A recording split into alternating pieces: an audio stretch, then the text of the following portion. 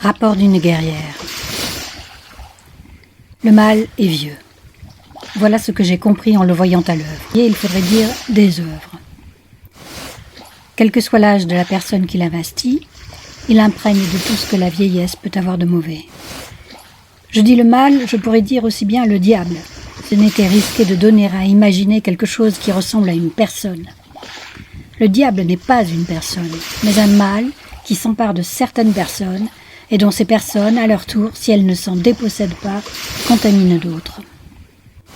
Ainsi donc, le diable n'existe pas, il n'existe pas tout seul, il est légion. Mais si l'un de ces possédés s'en prend spécialement à vous, alors c'est le mal tout entier que vous devez affronter à travers ce diable-là et ses contaminés. Le mal a de la vieillesse, non pas la paisible sagesse venue avec l'expérience et la connaissance, ni la beauté des ruines qui donnent à penser. Non, il n'a de la vieillesse que la morbidité, la faiblesse, les humeurs aigres, le tourment incessant, l'envie jalouse et mauvaise, la démence sénile et surtout la grande peur de la mort, de ceux qui parviennent au terme de leur vie sans avoir osé la vivre, de ceux qui furent esclaves d'eux-mêmes et du regard des autres à en crever, des increvables parce qu'indécrottables, conservés dans la croûte de crotte de leur existence faussaire. Le vieux tenta de me harponner aussitôt que j'apparus.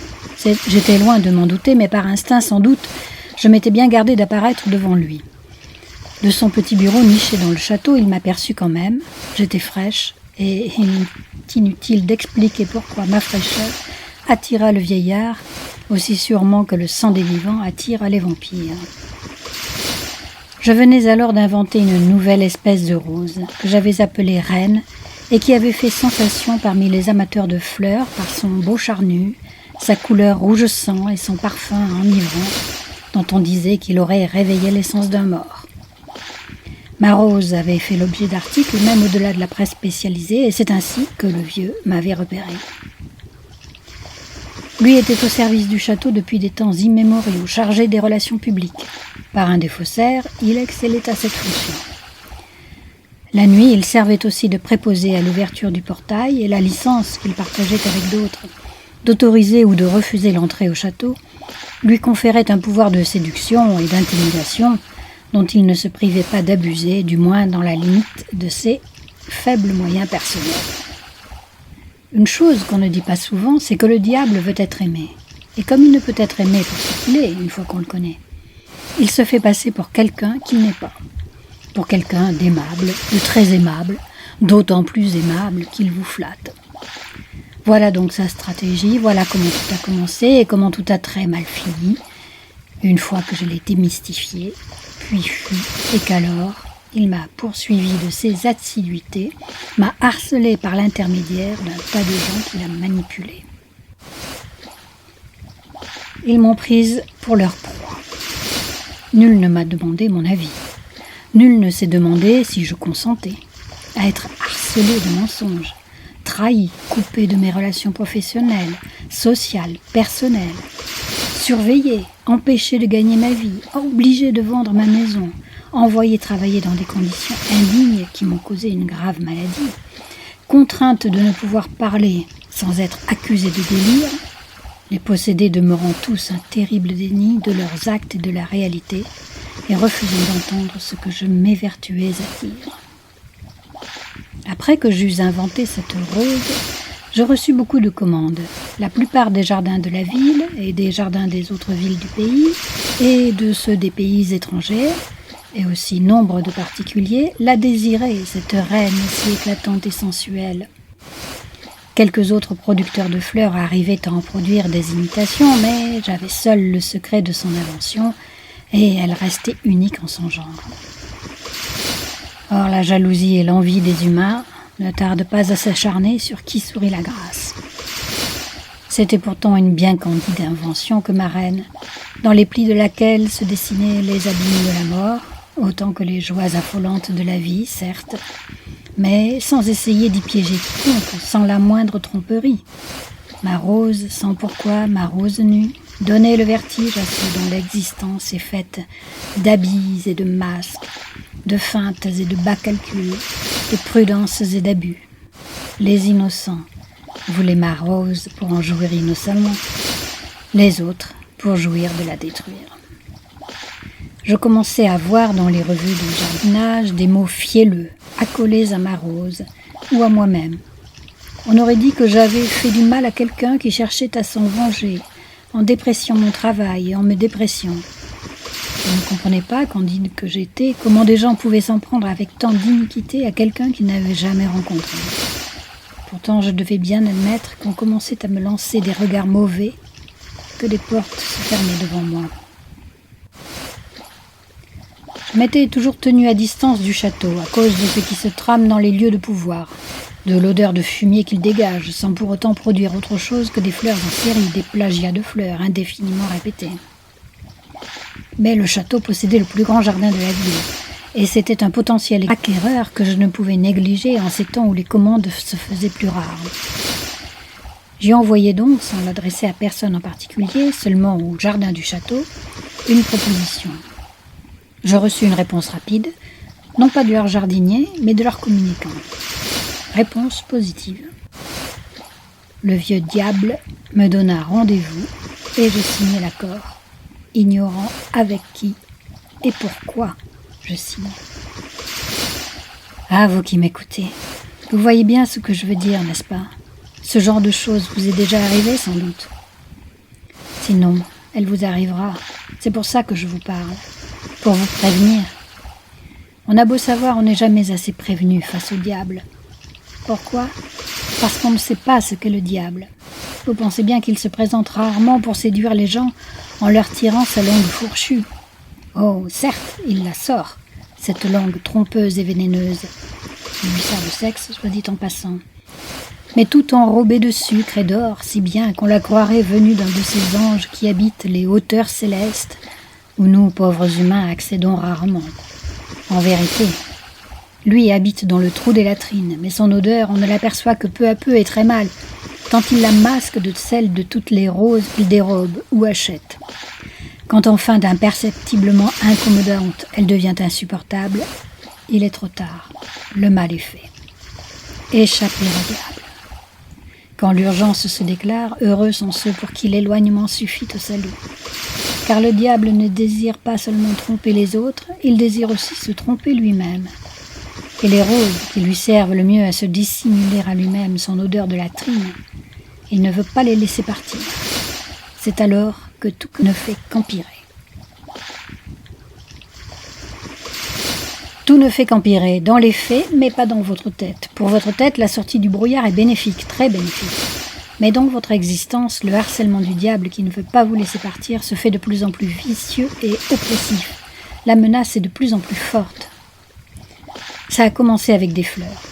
Ma rose, qui n'avait d'autre but que d'être, et plus tard, la fleur qu'il me fit envoyer par une de ses collègues, une servante du château. Elle frappa chez moi et me la remit de sa part. Je n'aurais su dire à quoi ressemblait la fleur qu'il me fit ainsi envoyer. En fait, elle ressemblait à toutes sortes de fleurs et surtout à une fleur artificielle, ce qu'elle était. Je la posai dans un coin et je me dis qu'au fond, il était sympathique, il avait voulu bien faire. Et puis j'oubliais.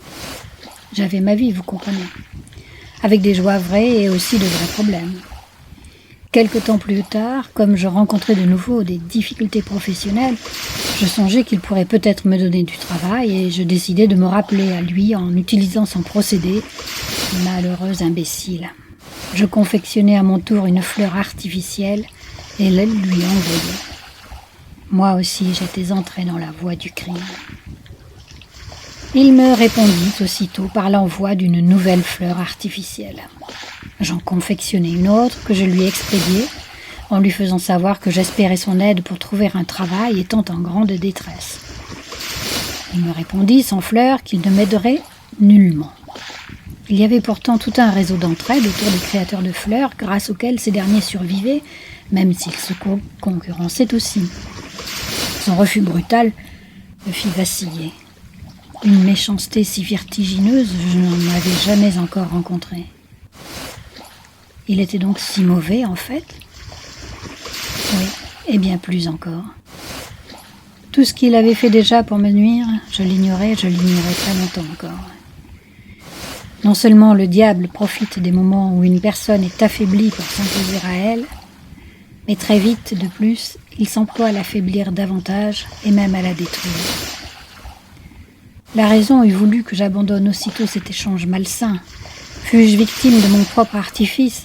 Oui, et ma détresse du moment était telle que j'étais comme une personne accrochée des deux mains à une branche, le corps suspendu au-dessus du gouffre.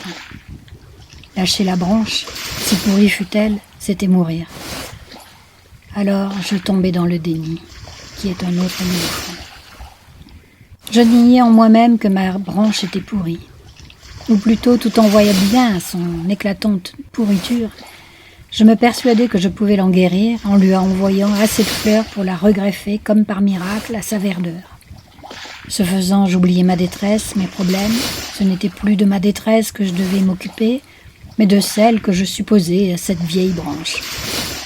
J'avais sans cesse peur qu'elle ne meure complètement avant que je n'ai pu la regreffer. Je passais mes journées à confectionner des fleurs que je lui envoyais à cet effet, tandis qu'il m'en expédiait aussi pour maintenir le système. Un système qui fonctionnait en effet, qui le maintenait en vie comme le sang bu la nuit maintient au vampire un semblant de vie. Cette fuite en avant dura longtemps, je rêvais de me tuer. Je ne le pouvais pas, car il fallait que je sauve les vivants. En vérité, ce n'était pas lui qu'il m'importait de sauver, mais ceux que j'aimais et qui souffraient avec moi, mes proches. Et puis toute l'humanité, tous les innocents de l'espèce humaine que je voyais menacés par le dérèglement du monde induit par le vieux mal. Et peu à peu, je me détachais de cette branche morte, de cet échange délirant de fleurs artificielles. Mais le gouffre était toujours ouvert sous mes pieds, et pour ne pas y tomber, je m'accrochais à la pierre elle-même tout en me tournant vers le ciel. À contempler le ciel, ses lumières, ses astres, ses nuées, je sentais moins la fatigue de mes bras. Le diable, cependant, du fond du gouffre d'où il m'avait lancé cette horrible branche pour que je m'y retienne, faisait tout pour m'empêcher de m'en détacher. Le plus sûr moyen pour que je tombe finalement dans sa gueule. Après avoir manœuvré pour m'isoler totalement, c'étaient des représentants du monde entier qu'il convoquait pour me cerner et se substituer à sa branche, que je lâchais. Après les fausses fleurs, les fausses étoiles. J'étais maintenant prise dans une grande toile d'araignée tendue au-dessus du gouffre, et je me débattais pour échapper au filet des stars enjôleuses. Quand je les eus toutes renvoyées aux chères études qu'elles n'avaient pas faites, le diable les remplaça par d'autres figures que nous sommes formés à idolâtrer. Parents et autres proches familles. Je m'en détachais aussi. Le diable pouvait bien continuer à faire peser son cauchemar sur moi. J'étais sortie du cercle vicieux où je devais participer pour ne pas tomber. La toile où il s'évertuait à me retenir, en fait, je la regardais de loin. Et c'est de loin que je vous fais ce récit, chers inconnus. Puisse-t-il vous être utile, que vous vous soyez déjà retrouvés dans une situation similaire, ou que vous risquiez de vous y retrouver un jour. Ce qui me sauva fut l'amour de mes tout proches et ma combativité jamais prise en défaut, même s'il m'arriva de me tromper de combat. Ce qui me sauva, ce qui sauve, c'est leur raison divine qu'est l'instinct de vie, pour soi et pour autrui. Je marche les pieds sur terre et j'ai musclé et assoupli mon corps pour mieux tenir quand se lèvent les vents mauvais. Pour vous dire toute la vérité, je suis bel et bien descendu dans la mort, à un moment donné. Mais je me suis ressuscité, seul, au milieu du champ de bataille, dans la vie réelle que j'aime.